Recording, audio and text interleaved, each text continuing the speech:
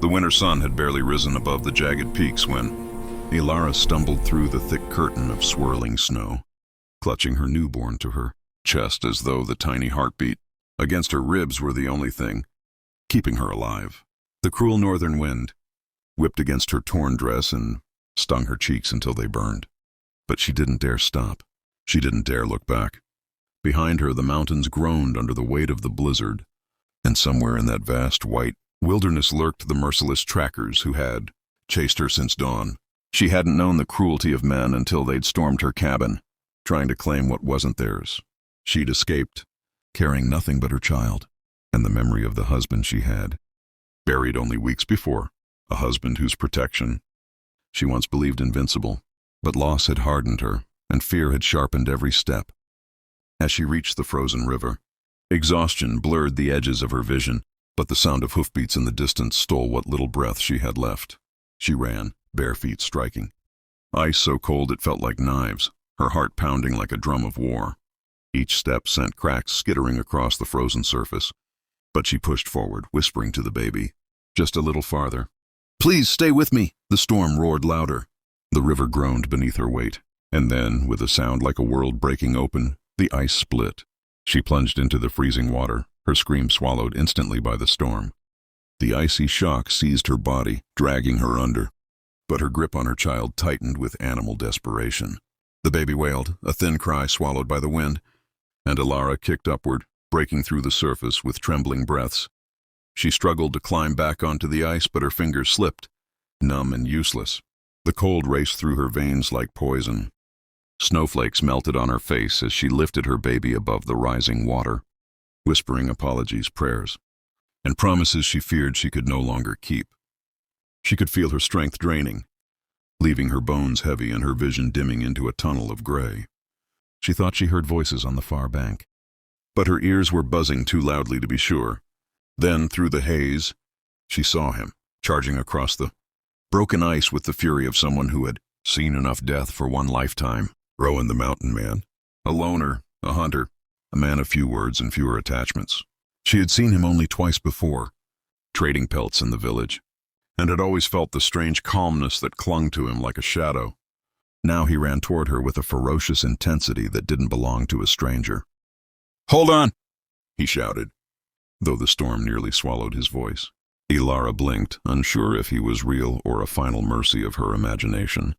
Rowan's boots cracked the ice as he approached, but he didn't slow. He didn't hesitate.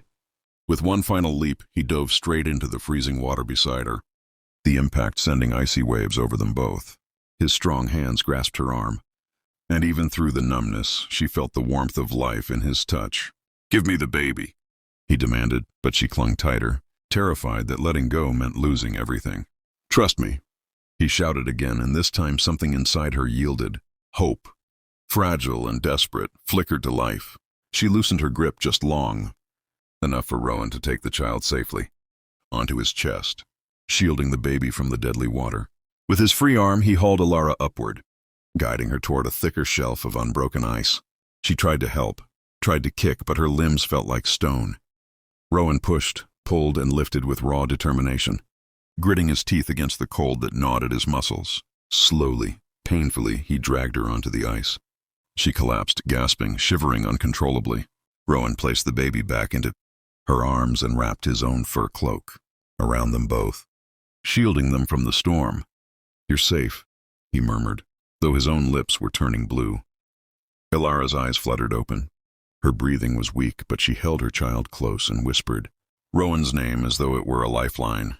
Above them, snow continued to fall, cold, relentless, indifferent, but something had changed. The mountain had tried to take her, and Rowan had fought back. And something about the way he looked at her, like her survival mattered, more than his own, told her that the story was far from over. Rowan staggered through the screaming wind, Ilara limp in one arm, and the child wrapped tightly against his chest in the other. Every step a battle against the storm threatening to swallow them whole. The moment he pulled them from the river, he knew he had no more than minutes before the cold stole their breaths for good. The blizzard clawed at his eyes, turning the world into a blur of white. But Rowan had spent years navigating these mountains. He knew every ridge, every cave, every hidden shelter carved by centuries of unforgiving winters.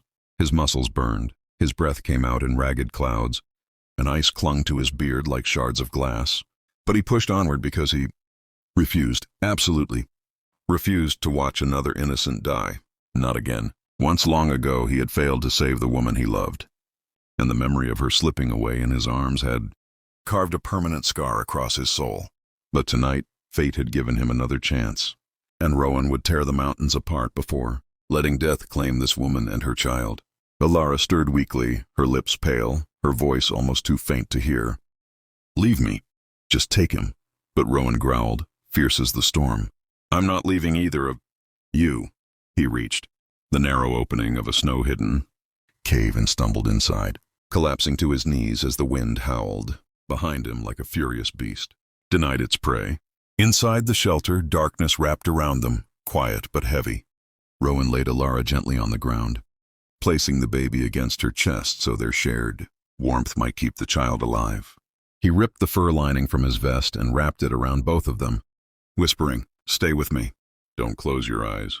He built a fire with trembling hands, striking flint against steel until sparks finally burst to life.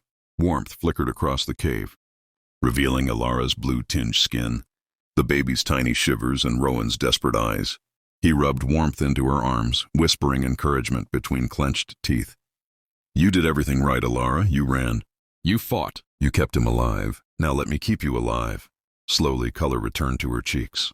Her shivers eased, replaced by shallow but steady breaths.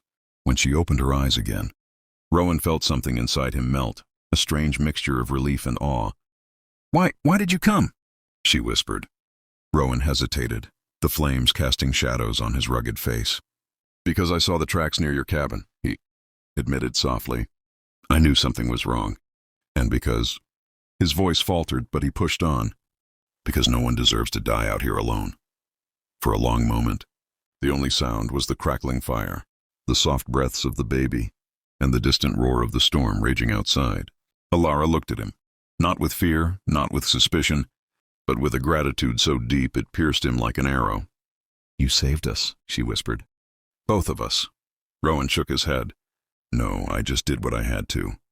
But she touched his hand lightly, and the simple gesture silenced the storm inside him. Hours passed, the fire strengthening their bodies while the storm weakened outside. As dawn finally broke, light seeped into the cave, painting the walls golden. Rowan stepped outside first, scanning the quiet mountains. The trackers were gone. The danger had passed for now. When Alara joined him at the entrance, wrapped in his cloak, her baby sleeping peacefully in her arms.